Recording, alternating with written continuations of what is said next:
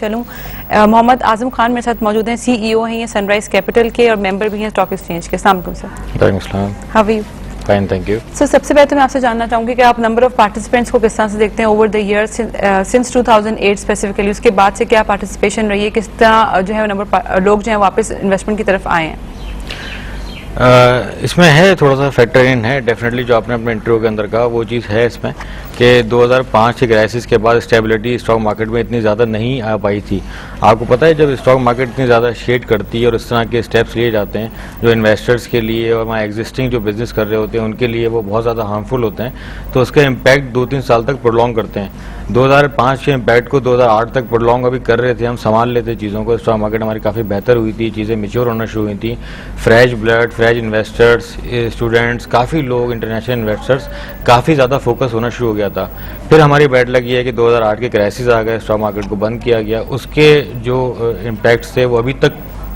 आ रहे हैं मार्केट के जो आपको लगता है कि अब तक जो मार्केट जो बेयर कर रही है उस चीज़ को, अब जो वाइप आउट जो हो चुका है और अब मार्केट को जो है नया स्टार्ट जो ले लेना चाहिए और 2008 के जो इंसिडेंट्स था उसको जो है वो अब भूल के आगे जो है वो बढ़ जाना चाहिए लोग इन्वेस्टर्स को भी? नहीं, बिल्कुल नहीं, ऐसा बिल्कुल भी नहीं है और ऐसा नज़र भी नहीं आ रहा, क्योंकि ये इतना बड़ा स्टेप था कि जो आपकी मार्केट को फ्रीज किया गया है कि मैं नहीं समझता कि आने वाले 50 साल तक ऐसा कोई स्टेप लिया जा सकेगा या कोई ऐसा इतना ज़्यादा वर्स्ट एवर स्टेप ले सकता है कि एक IMF से लोन लेने के लिए आपने आपकी रीढ़ की हड्डी जो है स्टॉक मार्केट पूरे मुल्क की, पूरी मईशत की, उसको आपने 90 दिन तक, 120 दिन तक से ज़्यादा बिल के बंद रखा और उसके इम्पैक्ट पे इतना ज़्यादा प्रोलॉन्ग हुआ कि आज भी इंटरनेशनल इन्वेस्टर कॉशियस है। क्योंकि एक ये होता है कि मार्केट में आपको नुकसान हुआ 4%, 10%, 20% मार्केट नीचे गई, वो एक अलग बात है, लेकिन आपकी मार्केट में बायर और सेलर हमेशा मौजूद रहता है और यही इस मार्केट की खूबसूरती है, स्टॉक मार्केट की, कराची स्टॉक मार्केट की स्पेशली। लेकिन जब आप स्टॉक मार्केट को फ्रीज कर देंगे, लॉक कर देंगे, सुबह 9 बजे जाए और शाम में बंदा 4 बजे आए और मार्केट आपकी बंद हो, काम ही नहीं हो रहा आपकी इंडस्ट्री में, जिस तरह से आजकल दूसरी इंडस्ट्रीज के हालात हैं कि लाइट नहीं होती तो लोग फैक्ट्री जाते हैं, बैठते हैं दिन भर और वापस घर आ जाते हैं, वही हाल हमारा था उन 100 दिनों के अंदर। तो वो इम्पैक्ट इंटरनेशनल इन्वेस्टर्स ने इतना ज़्यादा लिया है कि वो आज भी उसके कंसर्न्स हैं और यही कंसर्न्स भी लोकल इन्वेस्टर्स के भी होते हैं यहाँ पे। और लोकल इन्वेस्टर्स की मैं पहले ज़्यादा बात करना चाहूँगी क्योंकि आज हम ज़्यादा फोकस अपने प्रोग्राम में चाहे वो इकोनॉमी की तरफ, पाकिस्तान की बात ज़्यादा करेंगे कि हमारे यहाँ बहुत कम हम देख रहे हैं कराची स्टॉक एक्सचेंज को एक बहुत ही साइडलाइन जो वो कर दिया गया था, फिर थोड़ा सा हम देख रहे हैं कि वापस तेजी आ रही है जरूर मार्केट के अंदर, लोग अब ज्यादा समझने की कोशिश कर रहे हैं, वापस से मार्केट की तरफ मूव जरूर कर रहे हैं, लेकिन अभी भी बहुत ज्यादा रिलक्टेंट हैं लोग यहाँ पर और इन्वेस्टमेंट को इतना ज्यादा जो है वो तरजीह नहीं दी जाती है और उसको माना यह जाता है कि अगर आपके पास फालतू पैसा है, 1-2 लाख रुपए फालतू है, चलें ठीक है फिर मार्केट की तरफ चले जाए। तो क्या ये बात सही है? नहीं, यू आर राइट, जजमेंट आपकी सही है, क्योंकि लोगों को अभी अंडरस्टैंडिंग इतनी नहीं है, इतनी अवेयरनेस नहीं है, इतनी एजुकेशन नहीं है, इतनी अंडरस्टैंडिंग नहीं है। हमारे यहाँ 2 लेवल के काम हो रहे हैं, एक तो बहुत ऊपर के लेवल का काम हो रहा है हमारे यहाँ, जिसे आप इंटरनेशनल इन्वेस्टर कहते हैं, जो हमारे टॉप 5 या टॉप 10 ब्रोकेज हाउसेज हैं वो इंटरनेशनल रोड शोज करते हैं, जाते हैं, इंटरनेशनल इन्वेस्टर्स को अवेयरनेस देते हैं और आ जाते हैं, उससे थोड़ा बहुत इन्फ्लो होता है, वो इन्फ्लो काउंटर कर देता है हमारे लॉ एंड ऑर्डर, पॉलिटिकल हालात, तो वो सारी मेहनत दरी की दरी रह जाती है। एक हमारे यहाँ हो रहा है मिडिल कैटेगरी के अंदर काम, जिसके अंदर 10 लाख 20 लाख रुपए वाला इन्वेस्टर काम कर रहा है। छोटे इन्वेस्टर्स के ऊपर ना रोड शोज होते हैं, ना कोई काम होता है। ये काम होना शुरू हुआ था 2006 और 2007 के अंदर। इंटीरियर सिंध के अंदर, इंटीरियर पंजाब के अंदर तमाम मेंबर्स ने अपनी ब्रांचेस खोलना शुरू की थी, तमाम मेंबर्स ने अवेयरनेस देना शुरू की थी, तमाम मेंबर्स वहाँ 1 बाय 1 जाके लोगों को गाइड करते थे, क्योंकि वेबसाइट का ज़माना है, टेक्नोलॉजी का ज़माना है, लेकिन हमारी क्योंकि लिटरेसी रेट इतना अच्छा नहीं है हमारा, तो उससे होता ही है कि अभी वेबसाइट पर जाने वाले, स्टडी करने वाले, रिसर्च पढ़ने वाले इतने ज़्यादा लोग नहीं हैं। वो हमें अंदाज़ा हो जाता है अपनी चीज़ें देख के कि लोगों की विजिट्स कितने, लोगों की अवेयरनेस कितनी है,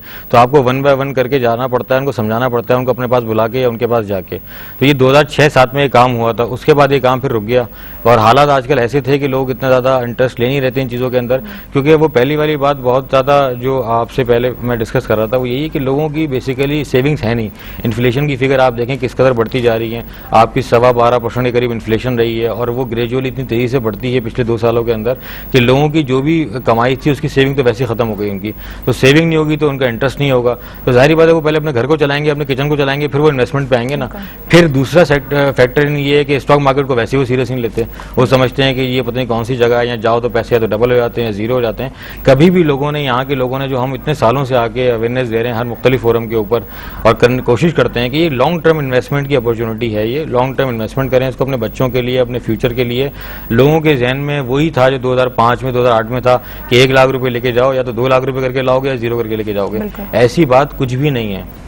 सही। अच्छा आजम साहब, थोड़ा सा सर आपने लॉ एंड ऑर्डर की बात मैं यहाँ पे करना चाहूंगी दोबारा से कि पॉलिटिकल इंस्टेबिलिटी या पॉलिटिकली जो भी हमारे यहाँ हो रहा होता है, हमारे पाकिस्तान में स्पेसिफिकली बहुत ज्यादा इस तरह जो है पॉलिटिकल इंस्टेबिलिटी जो है पाई जाती है, वो कितना हद तक जो मार्केट के ऊपर इम्पैक्ट करती है और लोग किस तरह से मार्केट को स्टडी कर सकते हैं कि कोई पॉलिटिकल न्यूज है वो किस तरह से इम्पैक्ट करेगी मार्केट को? देखिए, करती थी बहुत ज़्यादा, लेकिन दिन ब दिन वेटेज अपना कम करते जा रही है वो, क्योंकि जिस तरह से लॉ एंड ऑर्डर आपके थे, मतलब लॉ एंड ऑर्डर कभी इतने ज़्यादा अच्छे हुए नहीं, लेकिन जब बहुत ज़्यादा वर्स्ट एवर होते हैं तो लोग घबराए जाते थे पहले बहुत ज़्यादा। अब अल्लाह ताला माफ़ करे, इस तरह के हालात हो गए कुछ एक साल के अंदर कि लोग अब दिन ब दिन उसका वेटेज कम करते जा रहे हैं। इन्वेस्टर भी थक गए, इंटरनेशनल इन्वेस्टर भी थक गए, हम लोग भी थक गए कि रोज़ टीवी खोलो तो कोई ना कोई खबर आपके पास मौजूद होती है, तो लोगों ने उसकी वेटेज कम करना शुरू कर दिया और लोगों ने अपनी स्ट्रेटजी को चेंज कर लिया। देखिए, मतलब ये कि लोगों ने इतना ज़्यादा इम्पैक्ट लेना छोड़ दिया उस चीज़ों का, क्योंकि लोग अब टोटली फंडामेंटल पे जा रहे हैं इसलिए कि भाई आपको अगर 50% पैसे लगाने हैं तो आप 50% ही लगाइए, लेकिन फंडामेंटल के ऊपर जाइए, न्यूज़ ड्रिवन चीज़ों के ऊपर जाइए और अर्निंग्स और ग्रोथ के ऊपर जाइए। पाकिस्तान में अगर आप रह के स्ट्रेटजी बनाते हैं कि उसमें आप अपनी स्ट्रेटजी के अंदर, इन्वेस्टमेंट के अंदर आप लॉ एंड ऑर्डर को लेते हैं, पॉलिटिकल हालात को लेते हैं, इकोनॉमी को लेते हैं, तो मतलब अगर इकोनॉमी को ज़्यादा वेटेज देना अच्छी बात है, लेकिन लॉ एंड ऑर्डर और पॉलिटिकल चीज़ों को देना अच्छी बात नहीं है, क्योंकि कभी भी स्टेबिलिटी इतनी ज़्यादा है नहीं, तो लोगों की वो चीज़ें कम होती जा रही हैं इतनी ज़्यादा। इसलिए आपने देखा कोई ऐसी खबर होती है, आज भी प्राइम मिनिस्टर की खबर थी, लेकिन आज मार्केट हमारी पॉजिटिव है क्योंकि लोग थक गए। यहाँ तो प्राइम मिनिस्टर के पीछे ही 3 महीने से इश्यूज चल रहे हैं कि आज प्राइम मिनिस्टर जा रहा है, कल दूसरा आ रहा है। अब लोगों ने ये सोच लिया कि 6 महीने में हो सकता है 10 प्राइम मिनिस्टर और चेंज हो जाएं, तो लोगों ने ये चीज़ को सोच के इन्वेस्टमेंट कर दी और उन्होंने कहा काम तो करना है, स्टॉक मार्केट हमें तो अपना कमाना है, अर्निंग्स तो अपनी जगह पे इंटैक्ट हैं। तो लॉ एंड ऑर्डर पॉलिटिकल चीज़ों को इंस्टेबिलिटी पाई जाती है पाकिस्तान के अंदर, ये अच्छी बात है कि हम अब जिसकी वेटेज है वो कम हो गई, पॉलिटिकल इन्फ्लुएंस जो है वो कम हो गया मार्केट के इन्वेस्टर्स के ऊपर। देखिए, वो उस सर्टन में तो कम हुआ है कि जो लोग एग्जिस्टिंग है, जो काम करते हैं, उन्होंने वेटेज लेना कम कर दी है, लेकिन इन तमाम चीज़ों की वजह से जो आपने पहला क्वेश्चन किया था अपना, वो बहुत इंपॉर्टेंट है हमारी इंडस्ट्री, किसी भी इंडस्ट्री के लिए, कि आपकी वेटेज कितनी है और आपके लोग कितने आते जा रहे हैं इंडस्ट्री में, कितने लोगों के नए अकाउंट्स खुल रहे हैं, कितने लोग नए आ रहे हैं, कितने इन्वेस्टर्स आ रहे हैं, कितने यूएन अपडेट हो रहे हैं हर महीने के हिसाब से। ऐसा नहीं हो रहा, और वो इसीलिए नहीं हो रहा कि आपके जब लॉ एंड ऑर्डर इस तरह के होंगे, पॉलिटिकल हालात आपके ऐसे होंगे, इन्फ्लेशन आपकी इतनी ज़्यादा होगी, आपकी इकोनॉमी की जो इंडिकेटर्स हैं वो इतने ज़्यादा पॉजिटिव मूव नहीं कर रहे होंगे, तो लोग फिर कॉशियस हो जाते हैं कि अपने पैसे को वो सबसे ज़्यादा सेफेस्ट जगह समझते हैं, या तो घर पे रखना या फिर बैंक में रखना फिक्स डिपॉजिट के अंदर। तो वो चीज़ें इंसान की इंडस्ट्री नहीं चलाती हैं, वो इकोनॉमी को ड्रिवन नहीं होती वो चीज़ें, उससे इंसान भी आगे नहीं बढ़ता, ना ही ग्रोथ होती है, ना उसकी इंडस्ट्री में ग्रोथ होती है, ना मुल्क में ग्रोथ होती है उस जगह पे जहाँ पे लोग अपने पैसे को सबसे ज़्यादा सेफेस्ट जगह समझें कि वो बैंक में डिपॉजिट रखे और 1 साल 2 साल के लिए बैठ जाएं। सही। अच्छा आजम साहब, थोड़ा मैं आपसे चाहूंगी यहाँ पर स्टॉक मार्केट की इंपॉर्टेंस क्या होती है, किसी भी इकोनॉमी को किस तरह से वो सपोर्ट करती है? आपने बोला कि बैकबोन होती है इकोनॉमी का, चाहूंगी इस चीज को एलैबोरेट करना, किस तरह से वो सपोर्ट करती है इकोनॉमी को? अगर स्टॉक मार्केट की परफॉर्मेंस अच्छी होगी, ज्यादा लोग पार्टिसिपेट करेंगे, इन्वेस्टमेंट ज्यादा अच्छी आ रही होगी स्टॉक मार्केट के अंदर, तो किस तरह से इकोनॉमी को जो है वो सपोर्ट कर सकती है? देखिए, फर्स्ट ऑफ ऑल तो ये कि स्टॉक मार्केट पूरी की पूरी कोई इंडिपेंडेंट एक एंटिटी नहीं है कि पूरी इंडिपेंडेंट एंटिटी है, स्टॉक एक्सचेंज का पैसा है, कंपनीज का पैसा है, इन्वेस्टर्स का पैसा लो, इसमें गवर्नमेंट का 51% का स्टेक है और वो तमाम चीज़ें काउंट करती हैं। अगर $75 बिलियन की आपकी स्टॉक मार्केट थी 2008 के अंदर, तो 51% का उसमें स्टेक गवर्नमेंट का था। फिर मार्केट वहाँ से अगर आपकी $30 बिलियन की हो गई तो 51% का उस वक्त भी गवर्नमेंट का स्टेक था। आज $40 बिलियन की मार्केट है तो उसमें भी गवर्नमेंट का वही बराबर का स्टेक है। तो स्टॉक मार्केट अगर नीचे जाती है तो गवर्नमेंट का जो अपना शेयर है वो भी ज़्यादा डायल्यूट हो जाता है। अगर $75 बिलियन की मार्केट होती तो आज 12, $12.5 बिलियन, $13 बिलियन गवर्नमेंट के होते और वो $13 बिलियन दिखा के आप $2 बिलियन का किसी से लोन ले सकते थे। आज अगर मार्केट की परफॉर्मेंस अच्छी जा रही है, क्या हम इसको इस तरह से जो है पुट कर सकते हैं कि अगर मार्केट की अच्छी परफॉर्मेंस दिखा रहे हैं, ज्यादा इन्वेस्टर्स भी यहाँ पर आ रहे हैं, ज्यादा फॉरेन इन्वेस्टमेंट भी आ रही है, तो दिट मींस कि ट्रस्ट फैक्टर बहुत ज्यादा मैटर करता है हमारे लिए यहाँ पर। अगर ये दिस शोज की इकोनॉमी में सब लोग जो 2-3 इन्फ्लुएंसिंग फैक्टर्स हैं, हमारे बायर्स हो गए, हमारी गवर्नमेंट होगी, हमारे इंडस्ट्रियलिस्ट हो गए, they are on the same page और they are looking forward to it. एक ट्रस्ट फैक्टर जो है वो काफी ज्यादा है, जो हमारे वैसे तो नहीं पाया जा रहा पाकिस्तान में करंटली। नहीं, बिल्कुल है। इसी मैं सवाल को कंप्लीट करूंगा दोबारा कि मतलब जो मैंने आपसे कहा कि जिस तरह से गवर्नमेंट का स्टेक है,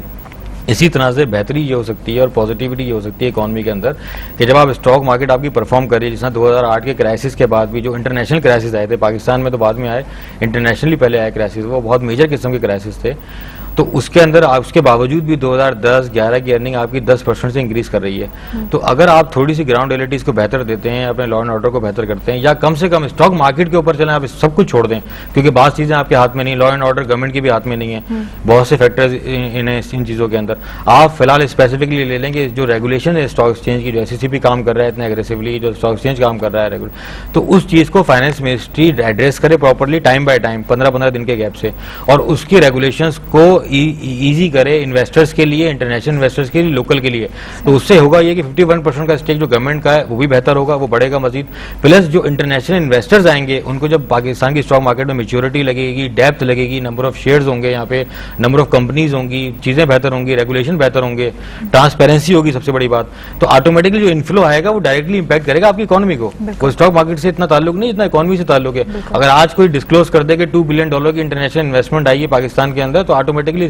पाकिस्तान का नाम पूरी दुनिया में आ जाता है। अब वो किस टर्म में आई है, कहाँ आई है, वो पावर सेक्टर के अंदर आई है, वो टेक्सटाइल में आई है, वो सीमेंट में आई है, स्टॉक मार्केट में आई है, this is not a question. Question है कि पाकिस्तान में $2 बिलियन की इन्फ्लोज हुए हैं इंटरनेशनल फंड से, तो पूरी दुनिया फिर पाकिस्तान को देखना शुरू करती है कि अगर इस यूएस के एक फंड ने, या यूएस के एक इन्वेस्टर ने, या यूएस के एक ग्रुप ने पाकिस्तान में पैसा लगाया, तो वाई इन पाकिस्तान, तो we have to study Pakistan, why not in Pakistan. तो उस चीजों में जाके जब हम काम करते हैं तो इकोनॉमी डायरेक्टली रिलेट करती है आपकी स्टॉक मार्केट। इसीलिए बार बार कहते हैं कि रीढ़ की हड्डी है, बैरोमीटर है आपकी इकोनॉमी का। खुदारा इसको कम से कम, ये आपके इसी प्रोग्राम में, मतलब इसी जगह पे बैठ के मैंने आज से 2 साल पहले कहा था, शायद लोग समझ नहीं पा रहे। पिछले वाली गवर्नमेंट वाले लोग समझ गए थे कि स्टॉक मार्केट क्या है, उन्होंने खुद भी कमाया, लोगों को भी कमा के दिया, और इंडस्ट्री को भी चलाया, इकोनॉमी को भी चलाया। शायद ये लोग अभी तक नहीं समझ पा रहे कि ये इंडस्ट्री इनको कितना बेनिफिट दे सकती है, और इससे ये अपनी चीजों को, डेफिसिट को कितना बेहतर कर सकते हैं। अच्छा आजम साहब, यहाँ पे कॉलर हमारे साथ मौजूद हैं, उनसे बात करते हैं, कंटिन्यू करेंगे। अस्सलाम वालेकुम। जी अस्सलाम वालेकुम, कराची से डॉक्टर अनवर वजीर बात कर रहा हूँ। आज आपका सारा फोकस जो है वो कराची स्टॉक एक्सचेंज और सिर्फ स्टॉक एक्सचेंज जो पाकिस्तान की है उसको कर रहे हैं। एक बात तो पहले मैं आपसे अर्ज कर दूं कि जो हमारी रेगुलेटरी अथॉरिटी है SECB प्लस जो स्टॉक एक्सचेंजेस हैं हमारे मुल्क में, उन सब का एक कोलैबोरेटिव एफर्ट होना चाहिए, और वो एफर्ट ये होना चाहिए कि हमारे यहाँ एक लॉन्ग टर्म पॉलिसी को तश्कील दिया जाए जो मिनिमम 5 इयर्स के लिए हो, जिसमें किसी किस्म की कोई तब्दीली ना की जाए, ना कोई नया टैक्स आया जाए, ना किसी किस्म की विद होल्डिंग, ना कोई CVT, ताकि लोगों में एक बात का पता चल जाए, जो हमारे लोकल इन्वेस्टर हैं, नेशनल इन्वेस्टर्स हैं और इंटरनेशनल इन्वेस्टर्स हैं, कि पाकिस्तान की जो स्टॉक एक्सचेंजेस हैं उसमें एक पॉलिसी आ गई है जो कि 5 साल तक परसिस्ट करेगी। तो उनका जो इन्वेस्टमेंट होगा और उनका जो पोटेंशियल होगा वो देखने में आएगा फिर, और फिर जो स्टॉक एक्सचेंजेस स्मूथ रनिंग में होंगी, क्योंकि किसी को ये फियर नहीं होगा कि एक नया 6 महीने के बाद कानून आ जाता है, फिर लोगों के हाथ से रूमर्स आ जाती हैं, क्योंकि जब रूमर्स आती हैं तो मार्केट को एकदम बहुत ज्यादा नुकसान पहुंचता है और डैमेज होता है। Thank you so much Anwar Zaheer साहब, thank you so much for your input. जी आजम साहब, कुछ आप कमेंट करना चाहेंगे? बहुत वैलिड इनका सजेशन है, और ये बहुत ज़रूरी है किसी भी इंडस्ट्री के लिए। अनप्रेडिक्टेबली मैंने इसलिए आपसे कहा ना कि इंटरनेशनल इन्वेस्टर्स को लाने के लिए ट्रांसपेरेंसी ज़रूरी है। हमारे यहाँ जो इन्होंने बात की वो बिल्कुल उनकी बात, हमने बहुत एक्सपीरियंस की ये चीज़ कि ओवरनाइट रूल्स चेंज करने का फार्मूला अभी भी यहाँ पे इम्प्लीमेंट हो जाता है। यहाँ पे कुछ ऐसे हैं लोग, कुछ ऐसे इन्फ्लुएंशियल लोग हैं, इंक्लूडिंग गवर्नमेंट, जो अपने आप को बचाने के लिए कोई भी फार्मूले चेंज कर देते हैं। यहाँ तो कॉन्स्टिट्यूशन में आपके फर्क लेके आ जाते हैं ओवरनाइट, अगर अपना कोई मसला हल ना हो तो उनका, तो आप, ये तो स्टॉक एक्सचेंज का एक रेगुलेशन है, तो कम से कम 5 साल तो ये नहीं कर पाएंगे। अगर मैं कहता हूँ कि ये 2 साल के लिए भी कर लेना, और ये कर सकते हैं, इतना इशू नहीं है कि CVT, विद होल्डिंग टैक्स के इशू, कैपिटल गेन के इशूज, दूसरे इशूज, एक दफ़ा बैठ के आप टेबल के ऊपर इन चीज़ों को डिस्कस कर लें और कर लें। लेकिन ये अल्हम्दुलिल्लाह ये है कि मोरलेस जो कुछ हुआ वो हुआ, लेकिन अब जो चेयरमैन SECB हैं और जो SECB में काम हो रहा है वो बहुत इफेक्टिव काम हो रहा है, वो बहुत प्रोमिनेंट किस्म का काम हो रहा है, जो नजर आ रहा है कि काम हो रहा है वाकई में। अल्लाह करे हालात थोड़े बेहतर हो जाएं, आपके लॉ एंड ऑर्डर, दूसरी चीजें बेहतर हो जाएं, तो जो चीजें ये इंप्लीमेंट कर रहे हैं पिछले 3-4 महीने में, आपने देखा मार्केट में एकदम जो अपसाइड आया, 11,000 से आपकी मार्केट 14,000 हुई, तो उसमें ये चीजें बहुत ज्यादा कैलकुलेट करती हैं कि ये चीजें हों। सिर्फ ये मसला है कि गवर्नमेंट के पास थोड़ा सा टाइम हो ना, फाइनेंस मिनिस्ट्री के पास अपने डेफिसिट इशूज, दूसरी चीजें, IMF का लोन, इलेक्ट्रिसिटी के मसले, दूसरे मसलों के अलावा थोड़ा सा टाइम हो, तो वो 15 दिन में एक आधा घंटा अगर दे दें स्टॉक मार्केट को और फाइनल कर लें अपनी चीजों को जो SECB ने की है, और SEC भी इस चीज को आगे फॉरवर्ड कर दे स्टॉक को और वो चीज इंप्लीमेंट हो जाए, तो मैं आपको गारंटी देता हूं कि हमें किसी आउटसोर्सिंग की जरूरत नहीं है, हमें किसी की जरूरत नहीं है, किसी की हेल्प की जरूरत नहीं है। इस इंडस्ट्री में इतना इन्वेस्टर है, इतना पोटेंशियल है कि ये इंडस्ट्री अपनी बात खुद करती है हर फोरम पे जाके, इसको किसी की मोहताजी नहीं है। सही। आज हम यहाँ पे छोटी सी ब्रेक का वक्त है, ब्रेक के बाद दोबारा से